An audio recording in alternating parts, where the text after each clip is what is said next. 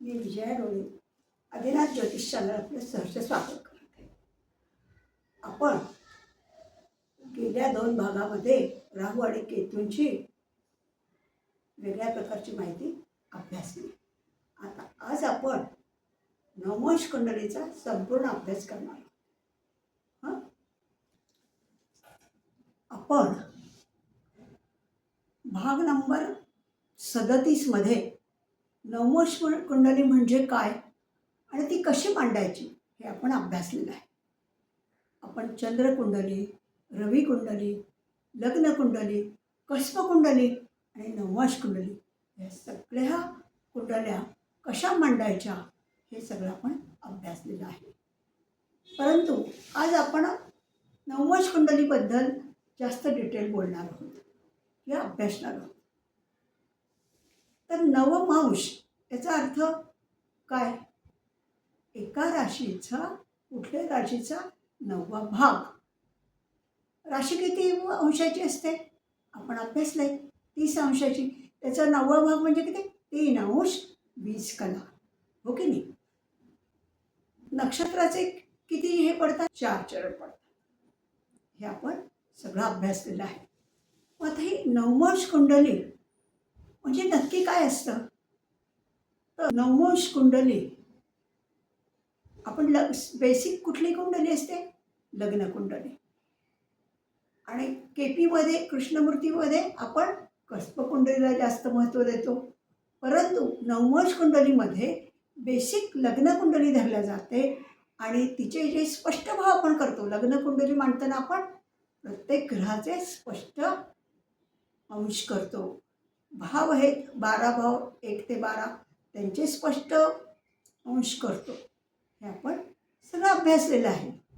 त्यानुसार आपण आधी लग्न कुंडली काढायची, म्हणजे रेग्युलर कुंडली काढायची. एखादी जन्मतारीख, जन्मवेळ, जन्मस्थळ यानुसार पूर्ण स्पष्ट ग्रह, स्पष्ट भाव यानुसार लग्न कुंडली पूर्णपणे तयार करायची.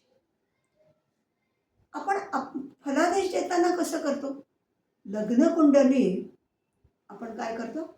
बघतो आणि त्या लग्न कुंडलीवरनं आपण जनरल भविष्य करतो. परंतु ते भविष्य पूर्णतः फलादेश देण्यास योग्य नसते. त्याचं कारण असं आहे की जेव्हा एका राशीचे 9 भाव होतात तेव्हा जास्त डिटेलमध्ये आपल्याला बघायला मिळतं, हो की नाही? आणि आता एक उदाहरण द्यायचं तर आपण लग्न कुंडली म्हणजे काय? आपलं एखाद्या व्यक्तीचा बाह्य भाग म्हणजे संपूर्ण चेहरा, संपूर्ण शरीरयष्टी हे संपूर्ण म्हणजे लग्नी कुंडली. परंतु नवमोश कुंडली म्हणजे काय? नवमोश कुंडली म्हणजे स्वतःचा आत्मा. आलं का लक्षात? म्हणजे आत्मा हा नक्कीच बाह्य शरीरयष्टीपेक्षा महत्त्वाचा आहे, हो की नाही? त्यामुळे काय होतं, वरवर तुम्ही जरी बघितलं लग्न कुंडलीवरून तरी तो फलादेश चुकू शकतो. त्यासाठी तुम्हाला नवमोश कुंडली अभ्यासणं 100% आवश्यक आहे. आणि हा नवमोश कुंडलीचा अभ्यास आपल्याला आता आज बघायचा आहे. नवमोश कुंडली कशी मांडायची, नवमोश कुंडली म्हणजे काय हे आपण 37 भाग नंबर 37 मध्ये बघितलं आहे. पण आज आपण पुन्हा इथे सगळं एक उदाहरण घेऊन कशी नवमोश कुंडली मांडायची काय हे आपण सगळं अभ्यासणार. हे बघा, नवमोश म्हणजे राशीचा 9वा भाग. हा एका नक्षत्राच्या चरणा एवढा म्हणजे 3 अंश 20 कला या व्याप्तीचा असतो. प्रत्येक राशीतील कोणत्या नवमांशावर कोणत्या राशींचे अधिपत्य असते हे वरील कोष्टकात आकड्यात दाखवले आहे. तो आकडा नवमोश कुंडलीत लग्नस्थानी मांडून जो कुंडलीचा आकडा तयार होतो त्यालाच नवमोश कुंडली म्हणतात. त्याआधी आपल्याला काय करायला लागेल? पहिल्यांदा लग्न भाव चे स्पष्ट ग्रह बघायला लागतील आणि तो कुठे पडत आहे ते कोष्टकानुसार आपल्याला बघावं. मी खाली कोष्टक दिलेले. वरील कोष्टकात वरील म्हणजे खालील म्हणूयात आपण. वरील कोष्टकात आकड्यानं दर्शवलेले 3-3 राशींचे गट दर्शवलेले असून त्या खालील त्यामधील नवमोश राशींचे आकडे दर्शवलेले आहेत. त्या ह्याच्यात जे आकडे दाखवले ते राशींचे आहे. आता आपल्याला 12 राशी माहिती आहेत. पहिली मेष, चौथी कर्क, 8वी वृश्चिक, असे नुसत्या आकड्यावरून आपण ओळखू शकतो कुठली राशी. वरील कोष्टकातील तिन्ही राशी एकाच तत्वाच्या, जे पृथ्वी, वायू, जल एकाच तत्वाच्या असतात असल्याने त्यामधील नवमोश राशी सुद्धा समान असतात. आपल्या राशीचे तत्व माहिती आहे आपल्याला. पृथ्वी, वायू, जल आणि काय अग्नी, हो की नाही. म्हणून 12 राशींचे वेगळे रकाने न देता वरील प्रमाणे गटवार राशींचे रकाने दर्शवले आहेत. यावरून नवमांश कसे काढायचे ते आपण बघू शकतो. आलं का लक्षात. आता 12 राशींचे प्रत्येकी 3-3 असे 3 प्रमाणे 4 गट पाडलेले आहेत. कुठलं? अग्नी, पृथ्वी, वायू आणि जल. त्यानुसार आपण काय वेगवेगळे न म्हणता अग्निराशीच्या ज्या राशी आहेत त्या 3 एकत्र घेतल्या आहेत. पृथ्वीच्या, जलच्या, वायूच्या अशा आपण तयार केलेल्या आहेत. आता आपण तक्ता बघूयात. आता आपण भाव नवमांश कुंडली मांडायचं जे कोष्टक आहे ते आपण आता बघूया. भाव नवमांश कुंडली मांडण्यासाठी प्रत्येक राशीतील नवमांश दर्शवणारी कोष्टकाची आवश्यकता आहे. ते कोष्टक खाली आपण बघत आहोत. आता पहिलं काय? अंशकला. किती अंशापासून किती कला, किती अंशापासून किती कला, किती ते किती. नंतर मग अग्नितत्व, पृथ्वीतत्व, नंतर वायुतत्व, जलतत्व, अशा 3-3 राशींचे आपण समूह केलेले आहेत. आणि हा त्याच्या पुढचा जे समजा ह्या अंशात जर असेल तर आपण कुठला आकडा मांडणार? हा राशीचा आकडा आहे. प्रत्येकाच्या खाली मांडलेला हा राशीचा आकडा आहे, हे लक्षात घ्या. आता हे कोष्टक बघा. 0 ते 3 20 कला.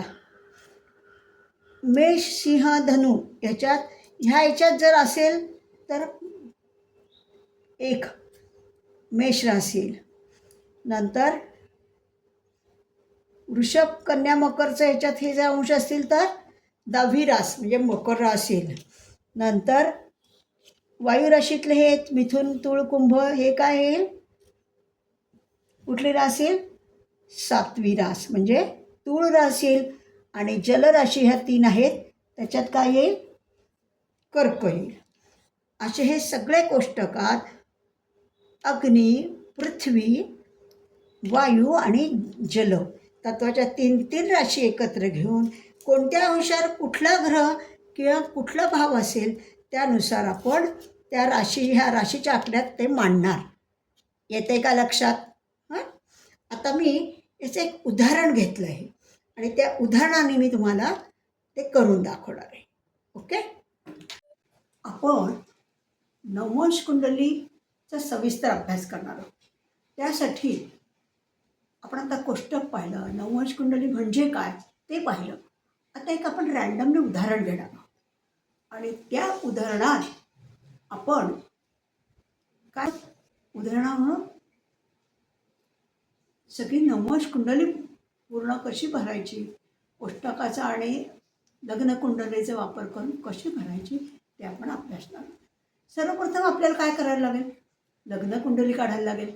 म्हणजे जी जन्मतारीख आपण घेतली रँडमली, कुठली घेतली? 19/10/2018 1:46 दुपारचा जन्म पुण्याचा. ह्याचे स्पष्ट ग्रह करून घ्यायचे, स्पष्ट भाव करून घ्यायचे अंशतः सगळे. आणि ते लग्नकुंडलीत मांडायचे. ते आपण लग्नकुंडलीत मांडले. मग आता काय करायचं? स्पष्ट भाव आणि स्पष्ट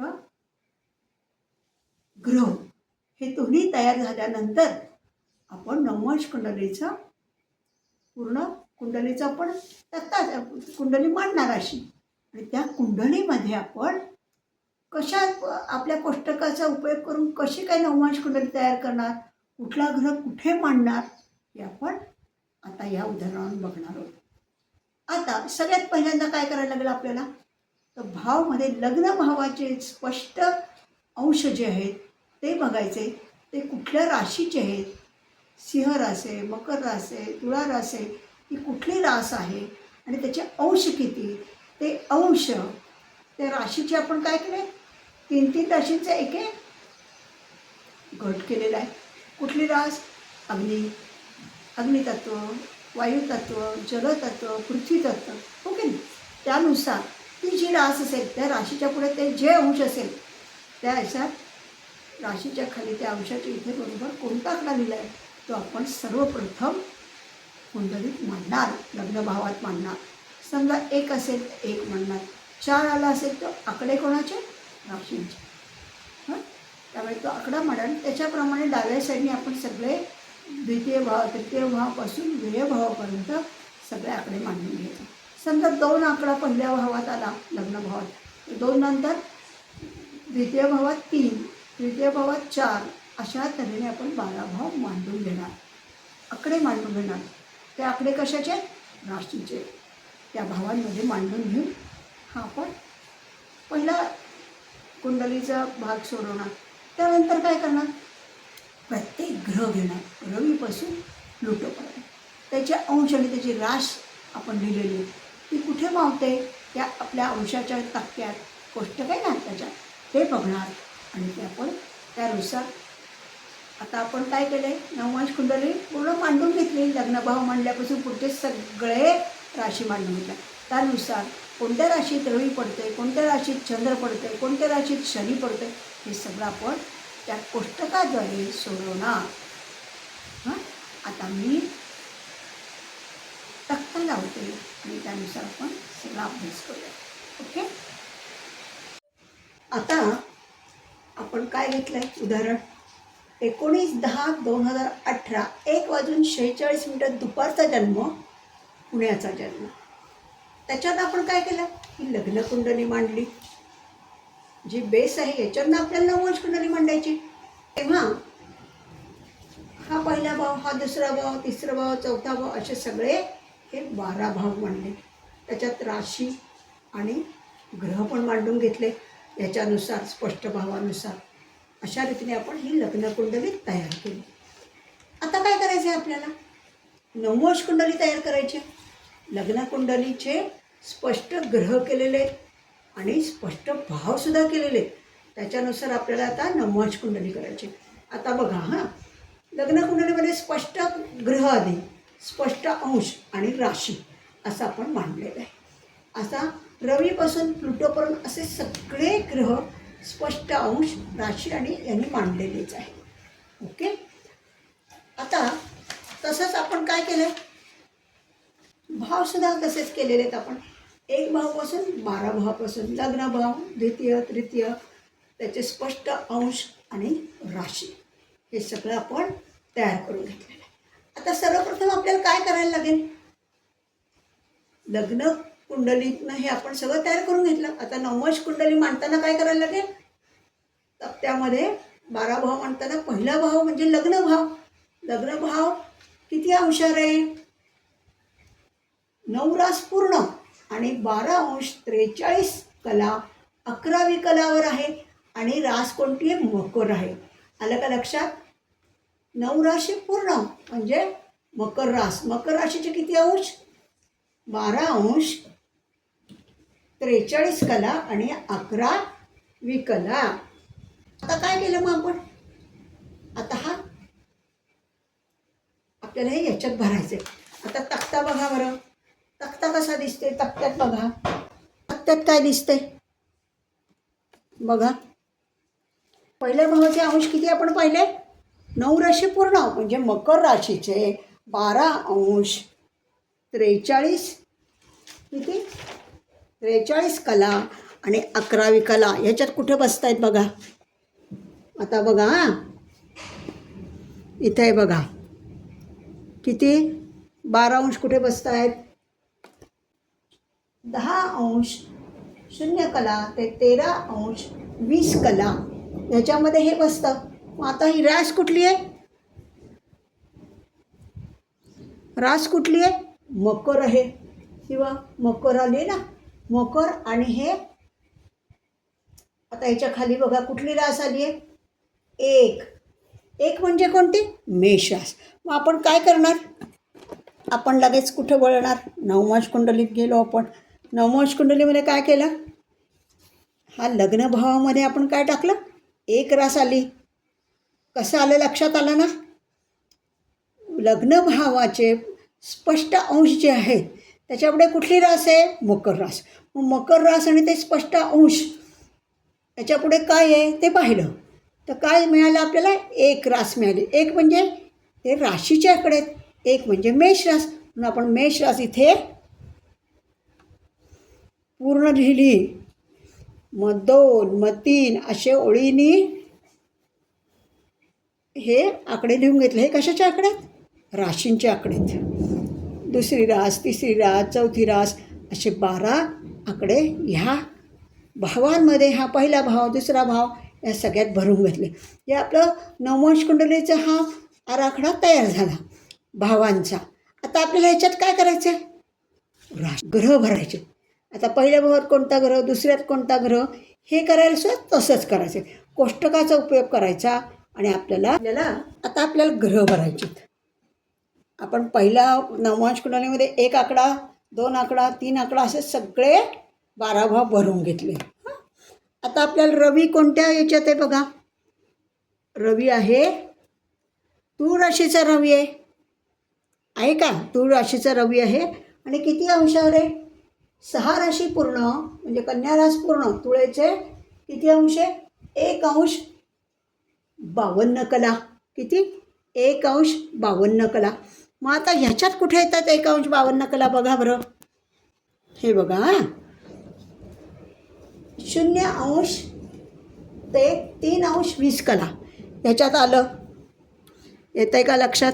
0 अंश ते 3 अंश 20 कला ह्याच्यात आलं. किती आलं 1 अंश किती कला आहेत ते 52 कला. मग ह्याच्यात आलेलं आहे. पण रास कोणती आहे. मग आता काय करणार आपण. याच्या पुढे कुठे तूळ राशीत जायचं. तूळ रास कुठली आली. वायू तत्वाची रास आहे ही बघा तूळ.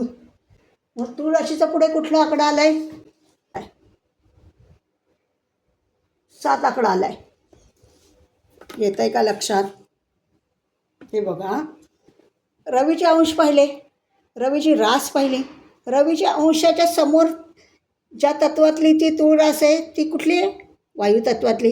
त्याच्या पुढे कुठे आकडा आला आहे 7 आकडा आला आहे. 7 म्हणजे कुठली रास आली तूळ रास. मग ह्या 7 आकड्याच्या खाली तिथे रवी मांडायचा म्हणजे तुळेचा रवी झाला. येतं आहे का लक्षात. तुळेचा रवी सप्तमात झाला. असे प्रत्येक ग्रह मांडून घ्यायचे आपल्याला. हां आता दुसरा चंद्र. चंद्र काय बरं. 9वी रास पूर्ण म्हणजे मकर याचे किती अंश आहे 29 अंश 57 कला. दिसत आहेत का. 29 अंश 57 कला मकर रास. मग आता बघा बरं आपल्या ह्याच्यात कुठं बसतं आहे. 29 अंश 57 कला बघा. आता इथे किती 26 अंश 40 कला ते 30 अंश पूर्ण. मग इथे किती 29 अंश आहे म्हणजे इथे बसेल हो की नाही. मग ह्याच्या पुढे कुठली रास बघायची मकर रास बघायची. बघा बरं ही मकर रास आली. मकर रास आली का. हे बघा हे मकर रास. या मकर राशीच्या खाली आपण शेवटचा आकडा बघितला तो किती आला आहे 6 आला आहे. हो ना. मग आता 6व्यामध्ये कुठला ग्रह मांडायचा? चंद्र मांडायचा. कुठे गेला चंद्र? आता नववंश कुंडली बघा. नववंश कुंडलीत काय केलं आपण?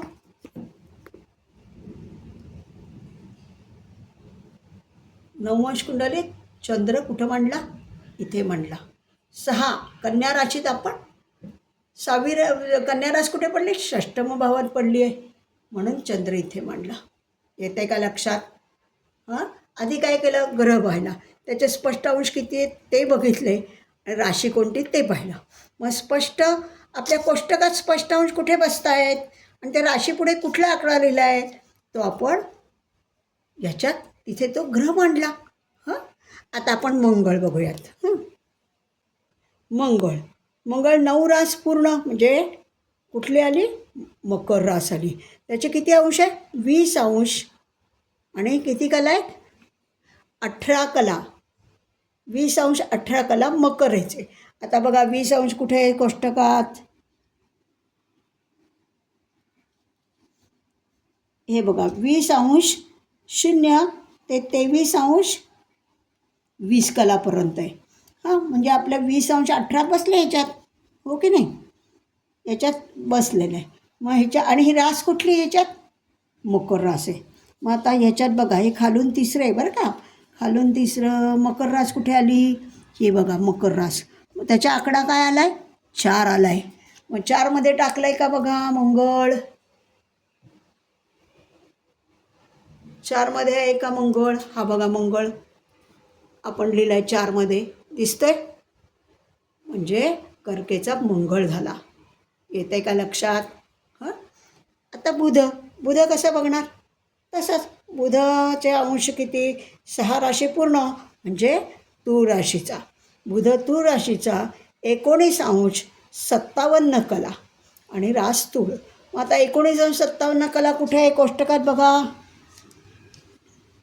हे बघा 16 अंश 40 कला ते 20 अंश 0 कला इथे आलं बघा. 19 म्हणजे 16पासून 20मध्ये, म्हणून हा इथे आलं. मग हे किती आहे? आणि रास कोणती आहे? बुधाची तूळ रास आहे. आता तूळ कुठे आली बघा? तूळ रास कुठे आली? ही बघा तूळ रास आली आहे ना, तूळ रास. मग ह्याच्यात आता खालून किती आलं आहे आपलं? 1 2 3 4, खालून चौथं 1 2 3 4, म्हणजे कुठलं आलं? 12. 12 आकड्यामध्ये बघा बुध पडला आहे का? आपण लिहिलं आहे का 12 आकड्यामध्ये? बघा बुध आपण 12मध्ये लिहिलेला आहे. आलं. आता गुरु बघू. मी शनीपर्यंत तुम्हाला दाखवते, म्हणजे ते सगळे तसेच मांडायचे. आता गुरु बघा. गुरुचे काय आहे? 7 राशी पूर्ण, म्हणजे वृश्चिक राशी. वृश्चिक राशीचे काय? 1 अंश 40 कला आणि रास वृश्चिक. 1 अंश 40 कला आता शोधा. हे बघा पहिल्यांदा चला बघ, 1 अंश 40 कला हे बघा 0 अंश ते 3 अंश 20 कला मध्ये 1 अंश 41 कला आपल्याला मिळाल्या. मग पहिल्या याच्यातच रास कुठली आहे गुरुची? वृश्चिक. आता वृश्चिक याच्यात बघा, वृश्चिक कुठे आली? वृश्चिक आली एकदम शेवट, जलराशी आहे ना, मग शेवट आली ती 4. वृश्चिकमध्ये पहिल्यांदा 4 आकड्यामध्ये 4 म्हणजे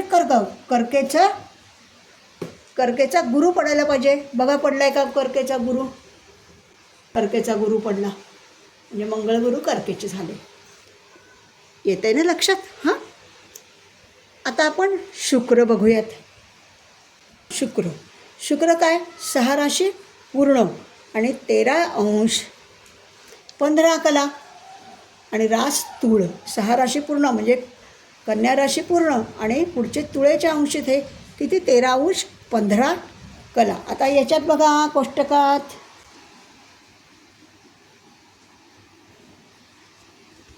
13 अंश 15 कला.